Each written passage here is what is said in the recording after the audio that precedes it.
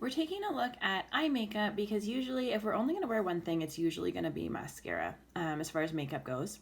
So we're going to take a look at some different brands, some that are marketed as natural, some that are marketed as safe, some that are conventional that are actually better than I thought they were. And so we're just going to take a look at that and see kind of what's going on with these brands today. This is Beauty Counter. And then next I wanted to check out Clinique. I got a gift certificate to Macy's last year, and I went ahead and bought this mascara because I needed mascara and I had a gift certificate. And it was actually better than I thought it would be. Now, this isn't on Environmental Working Group, which is Skin Deep. This is the database that I use, but you can look up individual ingredients in it. And so I did this. I kind of spot checked all the ones like PEG 8 in Environmental Working Group is actually a 1. And so that's one of the things that Beauty Counter has on their never list, because some of them are bad, but not all of them are horrible. Yellow 5 is another one that you might think like food dye is always awful. It's actually not. Like they've tested it and it's not that toxic. So I thought this was kind of encouraging. Clinique is just a drugstore or like a department store brand. And so it's really not as bad, and they have no fragrance. Fragrance is a big one. So fragrance encompasses a lot of things. No parabens, no phytates. I can't say half of these words. So I was pretty excited to see that in a mainstream brand, this one was pretty clean.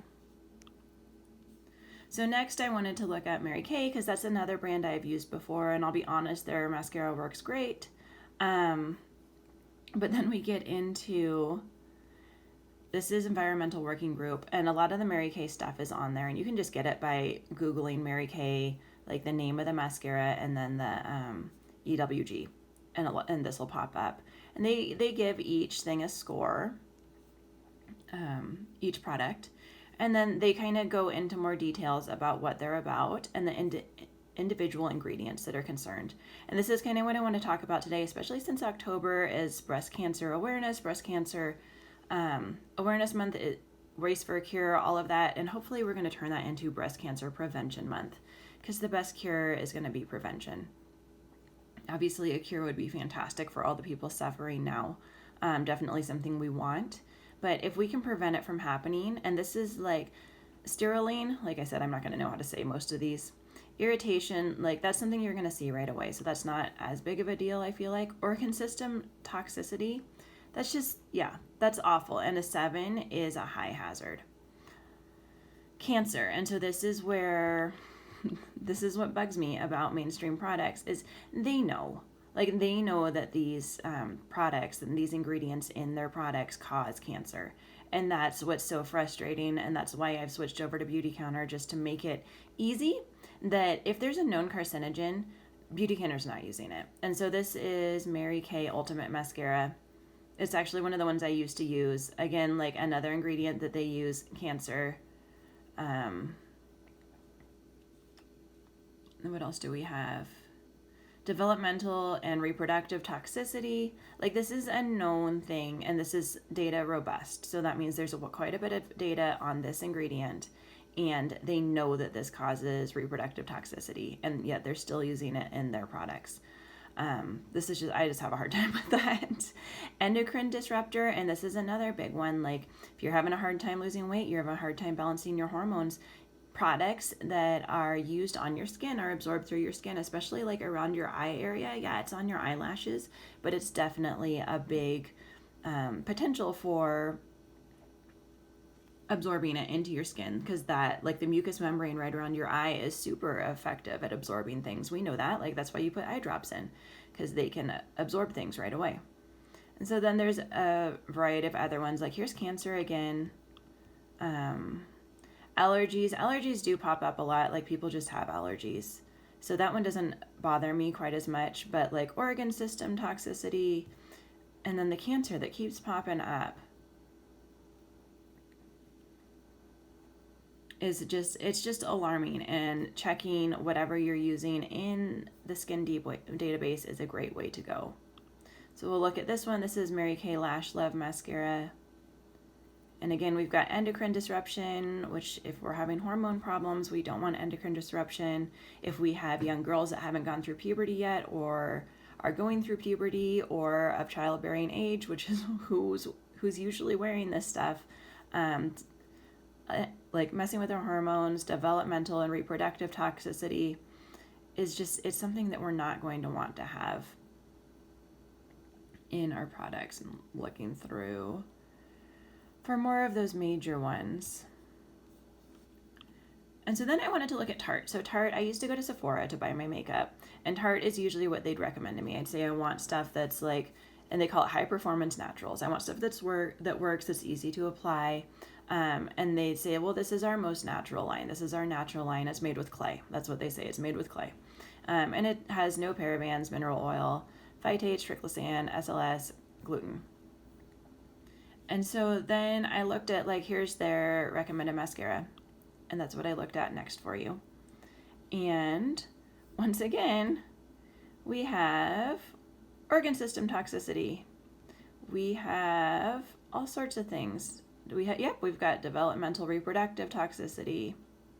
And this is triethylamine. And you can click on these. I'm not going to go in this video right now, but you can click on these and learn more about what the product is.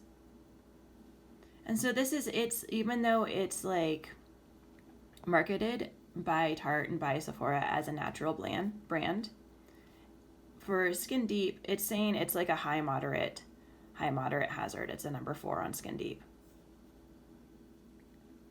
So we'll go over here. Here's another Tarte, and this one's 2, and so this one is less concerning. But again, we've got organ system toxicity in here. We have contamination concerns, so like there could be pesticides as a byproduct of one of their ingredients. Excitotoxicity, so this is like having our nervous system being overwhelmed, like it can stimulate the nervous system. Like if you tend towards ADHD symptoms, you might want to watch for that. Again, organ system toxicity. And then these are all good down here. So this must be their more natural one. But that's what's so frustrating. Like these are both Tarte, and Tarte, like I said, is marketed as being a more natural. Like if you go in Sephora and ask for natural, they'll take you to the Tarte section. But this one it's really pretty bad. Like there's all sorts of stuff in here. And then this one is better. And we'll look at this one. Oh, this is their liquid eyeliner. And again, we're getting organ system toxicity, excitotoxicity. This one's cancer, DNC Black 2. And that's going to be and that is, like, they do have a lot of data for that.